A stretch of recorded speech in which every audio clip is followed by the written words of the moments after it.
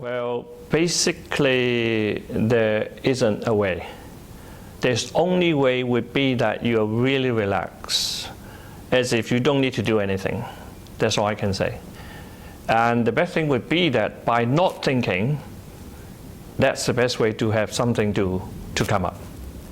I know it sounds a bit weird, but that's really the way. I try to follow the same structure as I would for a prepared speech. So I would try to add maybe a message or something for the audience to take away in a conclusion. And then I would get started with some action, so just to get the energy going. And then maybe tell a story first, and then slowly develop the story towards that message. It somehow will get to you. The only thing I'm trying to remember is structures. I try to have pre-concept structures in my head first, and then anytime I need to use it, I just dish it out.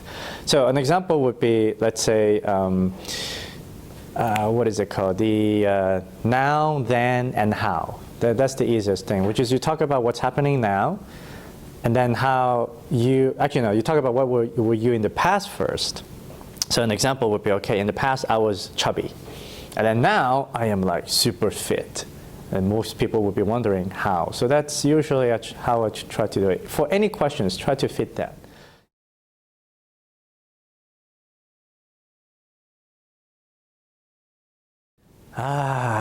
That is a question I ask myself all the time. How do I find the stories? Where's my story? Usually, I try to use my personal experiences as much as I can. And at the same time, I do keep my ear and eyes open. Sometimes you listen on the MTR, you overhear some conversations, and it can be interesting sometimes. And especially like that. If, let's say on that speech, I'm talking about anger, and there's a lady there, she was just yelling at her husband and everything else. I'm like, oh, there's a story right there. So what I think is purposefully try to seek stories around myself, around where I live, or maybe just movies. Sometimes movies would just click. Just any time like that would be fine. I love to read storybooks, and I keep a collection of stories that I've heard and then I love. So those are my story banks. And occasionally when I have family reunion, I love to talk to my grandmother and old people. They always have a lot of stories to tell.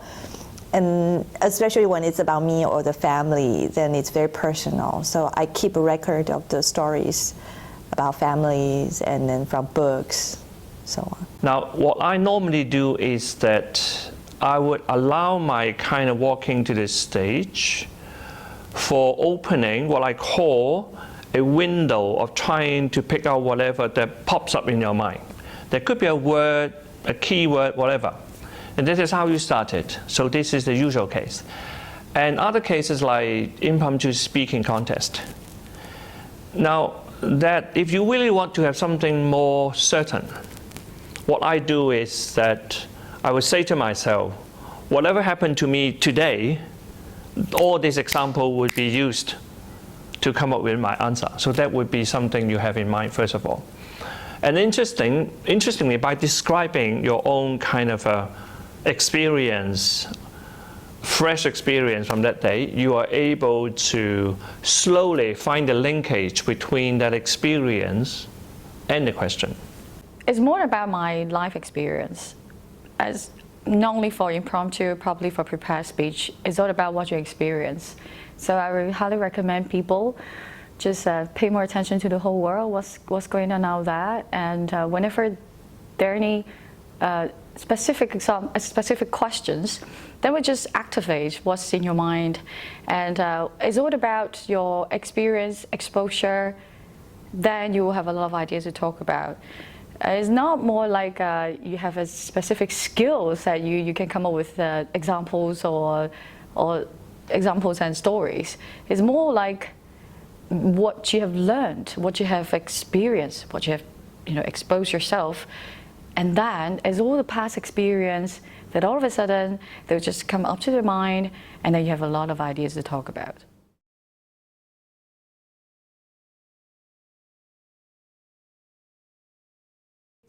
I don't usually have a time that I don't have anything to say when I'm on stage.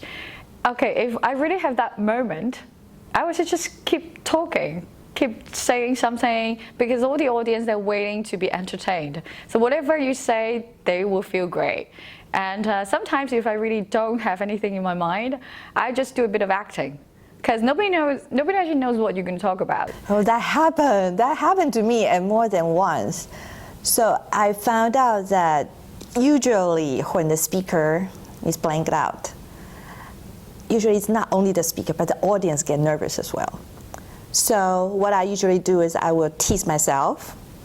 I will talk about, one of the problems with aging is memory, and I think I'm experiencing it. So when I start to tease myself in a situation, then the audience will feel relaxed and then laugh, and then sometimes then the things come back. There are several types of skills that we can learn to kill time, to buy time, whenever you are preparing for an impromptu speech. And one of the skills that I learned from there is ask the audience. So if you really become clueless as to what the question is all about, so perhaps is another technique that we can learn is to throw the question to the audience, and then you can solicit some kind of feedback or inspiration. There was a time when I thought I had a mental block on stage. It was the table topic contest at TGIT Advanced Club, and the question was a relatively long one. It took me a while to really get it sink in, but I know I have to do something straight away. I don't want to look like, what's that question again?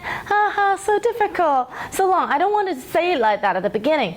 So I was immediately doing some actions like, come on, tell me. I actually do that action as if it is part of the story, even though I was really thinking that hard and racking my brain.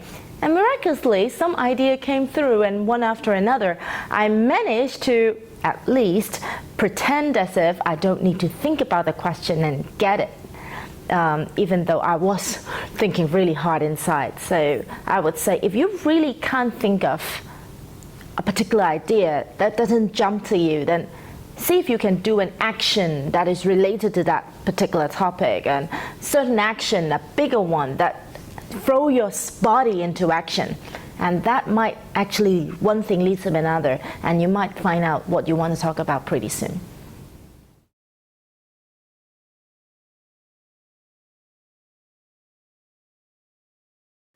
Right now, the speech that came to my mind is Talis' speech. So Talis, I forgot the speech title though, but I remember his speech. He was the last person in the table topic contest, and he was out there just joking and observing and having a chit chat with other contestants. And then there was something that happened, and he met a cleaning lady or something. And I just remember that I was surprised at when I was sitting there as a member of the audience, just listening to him, making use of really fresh experiences while he was waiting outside, and then can link it to the topic and go on with it, and it became something really nice. And so it is, I suppose, sometimes when it comes to table topics and impromptu speech, having really live experiences, just be more observant and pay attention to things and chit-chat a little bit with other people, and the idea can come to you. It was a contest speech, so the topic was about live, L-I-V-E. And what the speaker did was the normal thing. You started with an introduction and then share his story about your observing a group of kids in a playground playing. And it was the ending that was particularly impressive, because the message he brought out was he used the word backwards. Instead of saying L-I-V-E, live, he said evil, E-V-I-L. And I thought that was such a clever twist. And then he was bringing out the message that you're not being able to live your true life, the way you would desire to, maybe like kids. And then you're having the childlike, the child within you to come out.